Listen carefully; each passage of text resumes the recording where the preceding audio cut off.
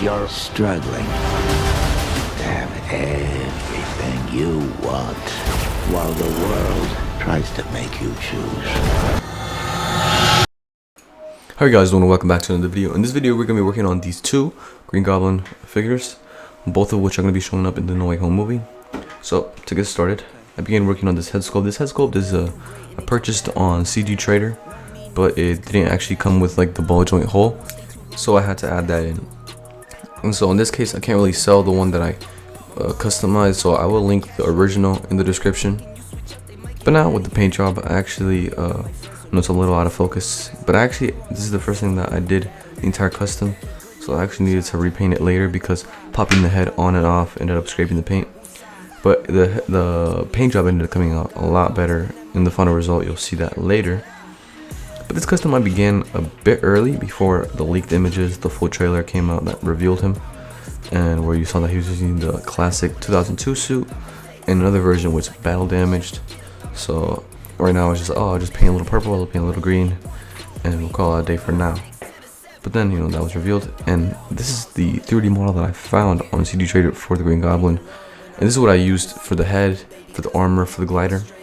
What I did specifically for the armor was separate it into parts from the torso, the upper thighs, the shins, the shoulders, the biceps, and the forearms.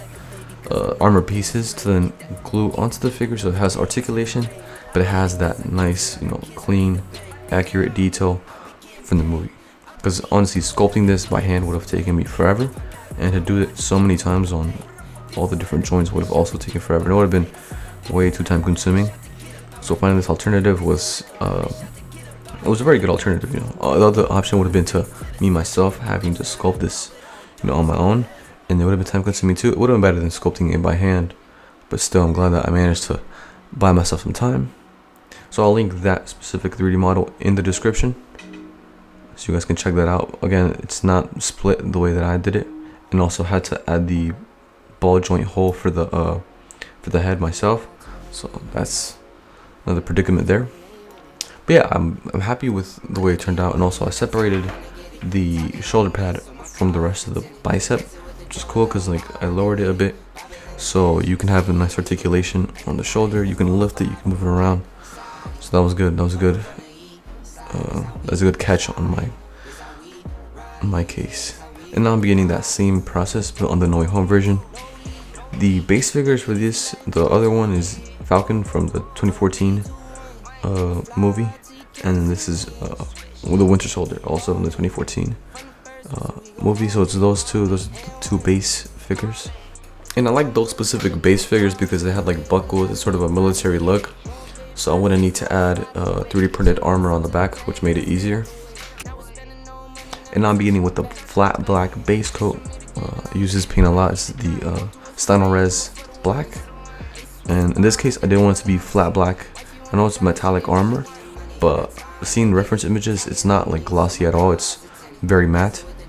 So in this case it was a good call to use a flat black base coat for things like Iron Man and things like that. Normally you want to use a very glossy black base coat, but again, this isn't very reflective or very shiny.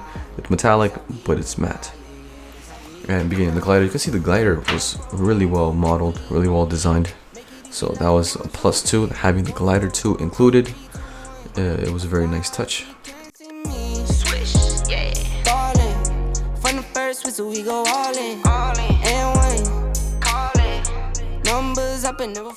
And now I'm beginning on using the all-clad silver. So I usually use aluminum, but I was running low, and so I copped some new paint, and I got this silver. It's a bit more shiny, or a bit more like bright, bit of a lighter silver. What I'm doing here is actually like sort of letting it speck along a little bit, so it's not as clean and it's not as heavy, and that's to avoid it looking too shiny. But it also gives like a nice sort of gunmetal tone instead of a bright silver.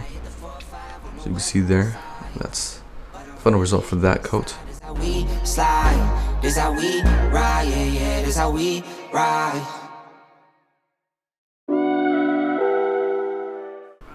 So just repeating it, and then for the No Way Home version, my idea was I'll just paint the metallic green as an overall base coat, come back later with all the details, and you know, that's that. Do the hardest thing, the biggest surface area of one color then come back with little details. And then doing the same technique on the glider. As you can see, I'm barely speckling it on. It's a nice light coat. Also, to avoid it, you know, covering the small details, a lot of like lines and stuff that you want to make sure that are still visible in the final result. So don't go too heavy with this paint, because it's a very easy mistake to make. But overall, it also ends up making the product look nicer, because it doesn't look, you know, it has that nice, you can still see the black through it a little bit. And now what I'm doing is actually adding a little bit of gold all throughout the figure, and that's because the green that I have, the clear green, is a bit bluish, and in the movie it's a, you know, bright, more of a yellowy green. So I'm just having that sort of gold to counteract and make it a bit warmer.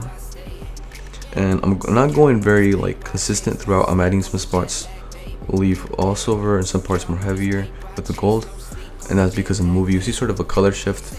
It does have a bit of a purple to it. I can't really replicate that myself. If I could, it would be way too difficult. So I'm just going with the, you know, flat green, but adding that, leaving that little bit of silver, so that's a more bluish green in some areas, is the best way that I could think to replicate that. But yeah, you can see I spilled a little bit of the green over there. And yeah, so just adding that green all throughout. Again, I'm not going with too heavy of a coat, because then that's when you get that super glossy green. And if you're going for that look, it's cool, but it's just from what I've seen from the like reference images and looking at the movie and all that, it's not that glossy.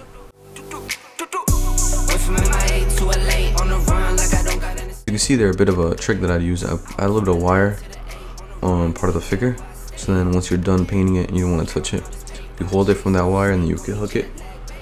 I have like a little bit of a pegboard on my room, so just hook it on one of the pegs and then I just leave that hanging to dry. And then once you're ready, you know, you can just take that off. Beginning now on the No Way Home version, again, I'm painting in those battle damaged parts with black, later to be dry brushed with silver. In the actual sculpt, the ZBrush, when I was, you know, like customizing the sculpt that I bought, 3D model that I bought, I added little hexagons into those battle damaged parts so that when you dry brush, you can see that nice detail that's present in the actual newer suit. You added that little piece of purple in the utility belt, like strap thing with the classic handbag, adding little gold details throughout, and just looking again at that leaked image, which was very conveniently released. And now specifically with the glider, I was gonna actually initially go with like a clear purple, but looking at images, it's not really a clear purple. Like, it's not like a, you can't see that silver undertone under it. It's very much just a flat purple, like a very matte color. So I ended up just going with the normal Vallejo purple. And then now what I'm working on is actually that little hood piece that he has in the newer suit. So I begin with sort of a diamond shape, cut out a hole onto it so it slides in the neck, and then making the hood piece, wrapping around the head, and then gluing it on the diamond. And of course this is red, so I had to just sort of mix up that purple with a little bit of water, and it gives that nice, you know, purple look. And then I kind of went with a bit of more bluish tones at the end, because you can see that it's red, so when you add the purple it's going to look a bit pinkish. So just add a bit of blue to counteract it. And now I'm super gluing that base piece of the glider to the both wings, and then adding a little bit of accelerator so that it glues on quickly. That's a good tip for you guys to use in the future. Dry brushing the purple with a little bit of gunmetal, and just adding the pumpkin bombs. And this is the final result of the glider. I just wanted to get a nice shot before the final reveal of the figure. And yeah, overall, special thanks to that 3D modeler, because that 3D model saved me a lot of time, and it just came out amazing. So yeah, now just stay tuned to the final review. You're an amazing creature, Spider-Man. You and I are not so different. Well, to each his own. I chose my path, you chose the way of the hero. But the one thing they love more than a hero is to see a hero fail, fall, die trying. In spite of everything you've done for them, eventually they will hate you. Had you not been so selfish, your little girlfriend pissed me off. I'm gonna finish her nice and slow. MJ and I.